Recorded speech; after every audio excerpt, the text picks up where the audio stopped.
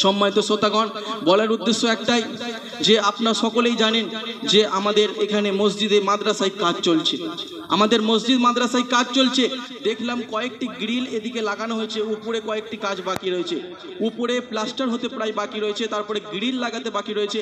এখন অনেক বড় প্রজেক্ট আমাদের জন্য, আপনাদের জন্য, আমাদের জন্য, সকলের জন্য, দিন ইসলামের জন্য।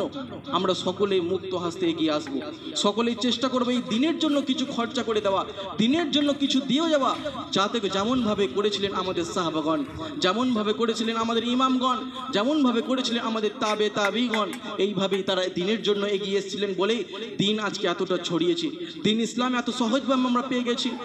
আল্লাহ রাব্বুল আলামিন আমাদের সকলের দানকে, আমাদের সাদকাকে কবুল করুক, আমিন। আমরা সকলেই শুনলাম, যে জানলাম যে দিনের জন্য আমাদের পূর্বসূরীরা, আমাদের সালাফগণ, আমাদের সাহাবাগণ, আল্লাহ রসুলের যুগে যারা ছিলেন, তারা কিভাবে দিনের জন্য নিজের জীবনকে বলিদান করে দিয়েছেন, নিজের শ্রমকে বলিদান করে দিয়েছেন, নিজের সময়কে বলিদান করে দিয়েছেন, নিজের স্বার্থকে ত্যাগ করেছেন একমাত্র দিনের জন্য। আসুন আমরা এইভাবে দিনের স্বার্থে কিছু কাজ করি। দিনের উপকারী যখন আপনি করবেন, আপনার জন্য সাদকায়ে জারিয়া হয়ে যাবে, যেটা আপনি কবরে শুয়ে পর্যন্ত নেকি পাবেন।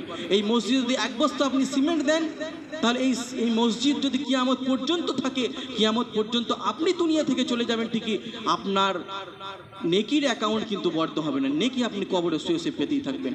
পরিশেষে আল্লাহ রাব্বুল আলামিনের কাছে দোয়া করি, আল্লাহ তাআলা আমাদের সকলকে এই মসজিদ মাদ্রাসার জন্য এগিয়ে আসার তৌফিক দান করুক, আমিন।